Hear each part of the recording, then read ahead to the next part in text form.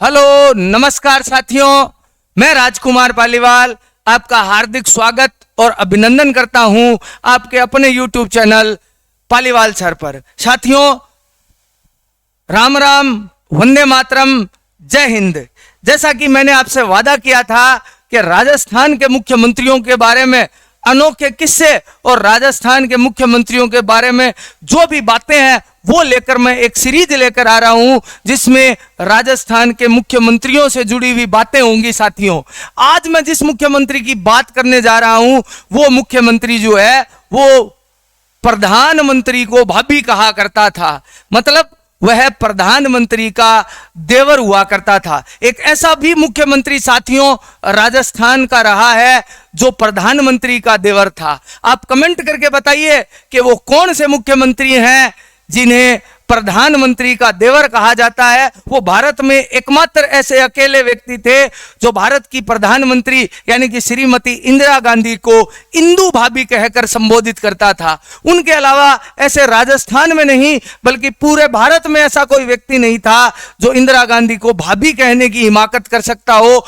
ऐसा एक ही व्यक्ति था, वो राजस्थान का मुख्यमंत्री बने थे। तो आज हम उन राजस्थान के मुख्यमंत्री की बात करेंगे जिनका जन्म 1920 ईस्वी में जोधपुर में हुआ। उस समय जब भारत गुलाम था उस समय उनका जन्म जोधपुर में हुआ और वो बाद में जो है वो लखनऊ पढ़ने गए जहां उनकी दोस्ती फिरोज गांधी से हुई। वही फिरोज गांधी जो भारत की प्रधानमंत्री श्रीमती इंदिरा गांधी के पति थे और फिरोज गांधी की दोस्ती के चलते ही वे जो है वो इंदिरा गांधी को अपनी भाभी कहा करते थे। तो साथियों, कौन है ऐसे मुख्यमंत्री जो श्रीमती इंदिरा गांधी जो देश की प्रधानमंत्री थी उनके देवर हुआ करते थे? तो फटाफट कमेंट करके बताइए कि ऐसा कौन सा मुख्यमंत्री है जो इंदिरा गांधी को प्रधानमंत्री कहा करते भाभी कहा करते थे। तो साथियों, मैं आपके सामने जो है उनके बारे में और थोड़ा डिटेल से बता देता हूं ताकि आपको गेस करने में बहुत आसानी हो। वो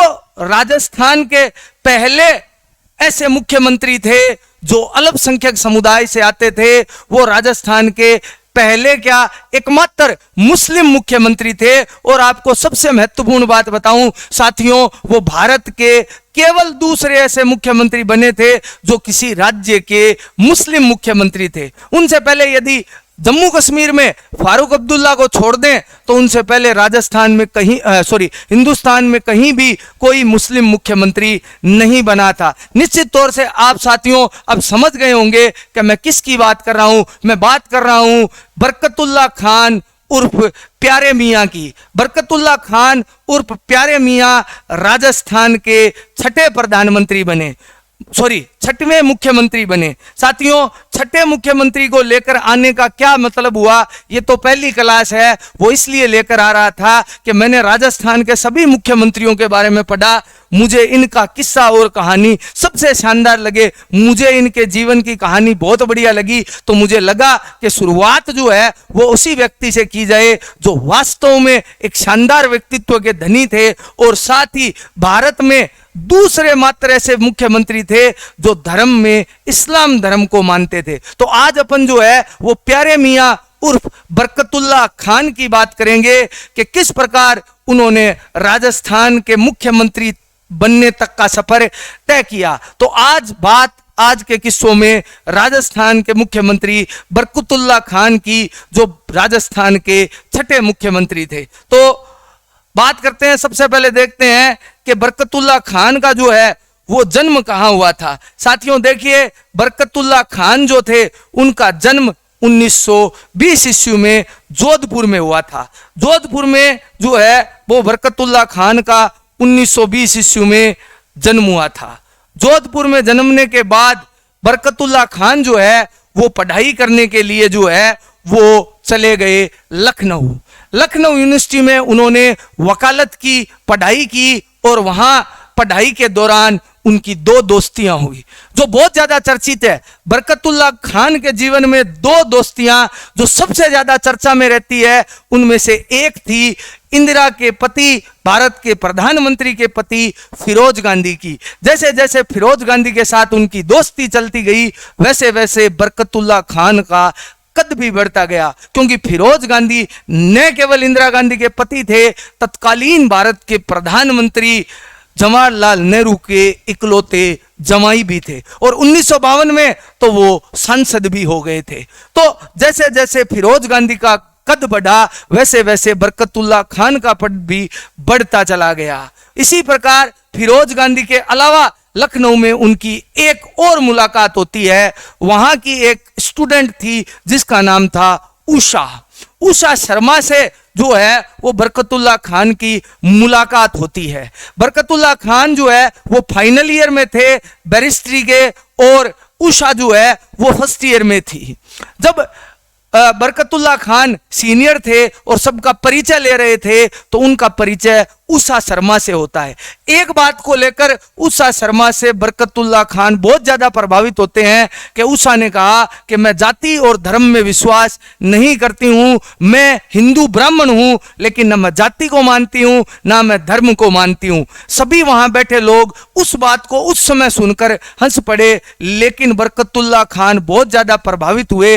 धीरे धीरे इन दोनों की मुलाकातें होती चली गई, धीरे धीरे मुलाकातें बढ़ती गई, शादी तक बात आ गई। लेकिन जो है वो बरकतुल्लाह खान पास आउट होकर वापस जोधपुर चले गए।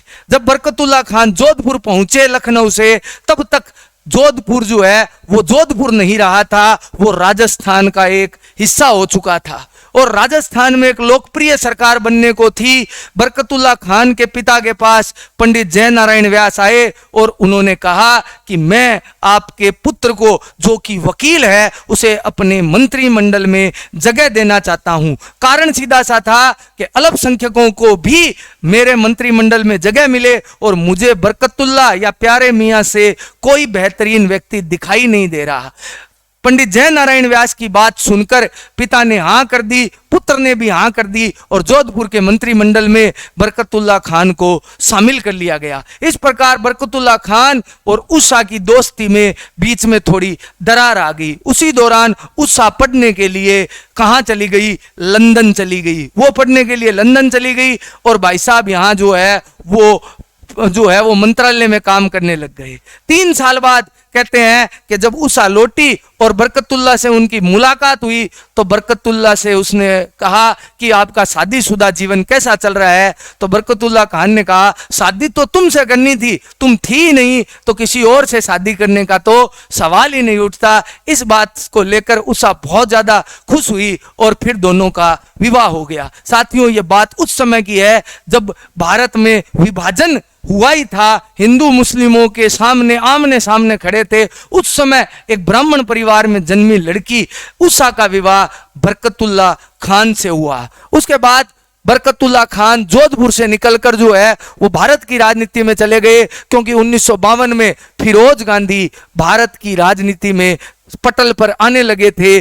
उसी दौरान जो है वो बरकतुल्लाह खान का भी कद बढ़ने लगा था।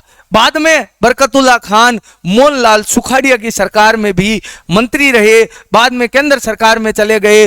वहां जो है वो जब पहुंचे तो उस समय मोहनलाल सुखाड़िया राजस्थान के मुख्यमंत्री थे। साथियों, राजस्थान के मुख्यमंत्री जो थे मोहनलाल सुखाड़िया, उनकी जो है वो इंदिरा गांधी से ज्यादा नहीं बनती थी, क्योंकि उस समय कांग्रेस 2 भागों में बंटी हुई थी।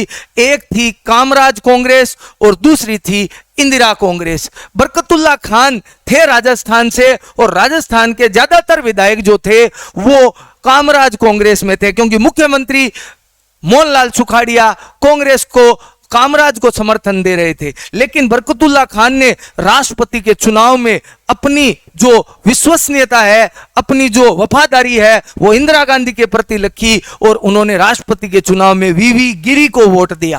वीवी गिरी इंदिरा गांधी के कैंडिडेट थे, उनके सामने नीलम संजीवा रेड्डी जो है वो कामराज कांग्रेस के कैंडिडेट थे। नीलम संजीवा रेड्डी दूसरे दौर की मतगणना में वो चुनाव हार गए थे। बाद में इसका इनाम भी जो है वो बरकतुल्लाह खान को मिला। मोहनलाल सुखाड़िया को उनके पद से हटा दिया गया, और जैसा कि आप देख रहे हैं 9 जुलाई 1971 को प्यारे मियाँ को एक फोन आता है। फोन पर जो है वो कहते हैं हाँ भाभी बोलिए, तो आप समझ गए होंगे फोन पर दूसरी तरफ भारत की प्रधानमंत्री श्रीमती इंदिरा गांधी थी। इंदिरा गांधी ने कहा कि आप जहां भी है तुरंत प्रभाव से आप जयपुर जाइए, आपको मुख्यमंत्री पद की शपथ लेनी है। यह राजस्थान में ऐसा पहली बार हुआ था जब हाईकमान यह फैसला कर रहा था कि राजस्थान का मुख्यमंत्री कौन बनेगा, क्योंकि इससे पहले राजस्थान के विधायक चुनते थे अपना मुख्यमंत्री, लेकिन यहां से जो है वो हाईकमान कल्चर की शुरुआत होती है और राजस्थान के मुख्यमंत्री बन जाते हैं कौन? बरकतुल्ला खान। ये उस समय की बात है दोस्तों जब भारत और पाकिस्तान के बीच तनाव बहुत ज्यादा बढ़ा हुआ था। आपको पता होगा 1971 में भारत और पाकिस्तान के दरमियान युद्ध हुआ था। इस युद्ध के समय राजस्थान के मुख्यमंत्री बरकतुल्ला खान ही थे। उन्होंने बहुत ही शानदार तरीके से राजस्थान को चलाया। इसके अलावा मुसलमान होने के बावजूद उन्होंने एक ऐसा काम किया जो राजस्थान के इतिहास में बहुत ज्यादा चर्चित माना जाता है। ऐसा क्या काम किया बरकतुल्ला खान ने? तो साथियों, राजस्थान के वो जिले जो गुजरात से बॉर्डर बनाते थे, जैसे डूंगरपुर, बांसवाड़ा, ये जो जिले थे, बाड़मेर वगैरह, ये जो गुजरात से बॉर्डर बनाते थे, इनमें शराब बैन थी, इनमें दारू प्रतिबंधित थी। इसलिए वहां जो शराब माफिया थे वो अवैध रूप से शराब बेचा करते थे। बरकतुल्ला खान ने उन पर रोक लगाने के लिए वहां भी शराबबंदी को बंद कर दिया और वहां भी शराब के ठेके अलॉट कर दिए। आपको लग रहा होगा कि बहुत गलत काम किया, लेकिन साथियों इससे सरकार के रेवेन्यू में बहुत ज्यादा वृद्धि हुई। कहते हैं उस समय सरकार के रेवेन्यू को 33% बढ़ा दिया इस कदम ने। इससे सरकार की आर्थिक स्थिति बहुत ज्यादा मजबूत हो गई। एक सख्त प्रशासक के रूप में बरकतुल्ला खान ने जो है वो देखिए 1971 से 1973 तक जो है वो राजस्थान के मुख्यमंत्री का पद संभाला, लेकिन बहुत छोटी सी आयु में 53 वर्ष की उम्र में उनको हार्ट अटैक आने से जयपुर में उनकी मृत्यु हो गई। और राजस्थान के एकमात्र मुख्यमंत्री जिनकी पद पर रहते हुए मृत्यु हुई है वो एक ही मुख्यमंत्री है साथियों, बरकतुल्ला खान। तो देखिए बरकतुल्ला खान से कितने प्रश्न बनते हैं। राजस्थान का एक ऐसा मुख्यमंत्री जो अल्पसंख्यक था, राजस्थान में ही नहीं बल्कि हिंदुस्तान का जम्मू कश्मीर के अलावा पहला मुख्य, क्योंकि जम्मू कश्मीर तो वैसे भी जम्मू कश्मीर में ज्यादा मुसलमान है, इसलिए वहां का मुख्यमंत्री तो वैसे भी मुसलमान होता है। लेकिन राजस्थान में वो दौर देखिए जब भारत पाकिस्तान का युद्ध चल रहा था, सांप्रदायिकता हावी थी, उसके बावजूद एक मुस्लिम को राष्ट्र मुख्यमंत्री बनाया गया और वो मुख्यमंत्री थे बरकतुल्ला खान। तो साथियों देखिए राजस्थान के एक ऐसे सख्त प्रशासक के बारे में जिसने राजस्थान के मुख्यमंत्री पद पर रहने के साथ साथ अपने जीवन में बहुत सारे काम किए। उनकी पत्नी जो उषा शर्मा है, जो बाद में शादी के बाद कई लोग उन्हें उसी खान के नाम से भी जानते हैं, वो भी उनकी मृत्यु के बाद राज्यसभा की सदस्य रही। तो उसी खान भी राज्यसभा की सदस्य रही थी। एक बार यह भी परीक्षा में प्रश्न आया था। तो आज के इस वीडियो में अपन ने बरकतुल्ला खान के बारे में जाना। साथियों ये जो मैंने बताया ये कंपटीशन एग्जाम के अलावा वर्तमान राजनीतिक परिप्रेक्ष्य के बारे में भी जानना जरूरी है। कम से कम हमें अपने मुख्यमंत्रियों के बारे में तो पता होना चाहिए। अगले एपिसोड में हम एक और मुख्यमंत्री के बारे में जानेंगे। आज छठे के बारे में जाना है, अगली बार देखेंगे कि कौन सा बढ़िया लगता है, जो बढ़िया लगेगा उसके बारे में जानेंगे। तो बात शुरू हुई थी कि कौन सा मुख्यमंत्री है जो इंदिरा को भाभी कहा करता था, वो थे बरकतुल्ला खान उर्फ प्यारे मियाँ। तो वीडियो कैसा लगा आप कमेंट करके जरूर बताएं। साथ ही ज्यादा से ज्यादा वीडियो को शेयर करें ताकि वायरल हो सके और चैनल मोनेटाइज हो सके। थोड़े ही घंटे बाकी रहे हैं, अगर आपका सहयोग रहा तो जरूर चैनल मोनेटाइज हो जाएगा। धन्यवाद। राम राम, जय हिंद।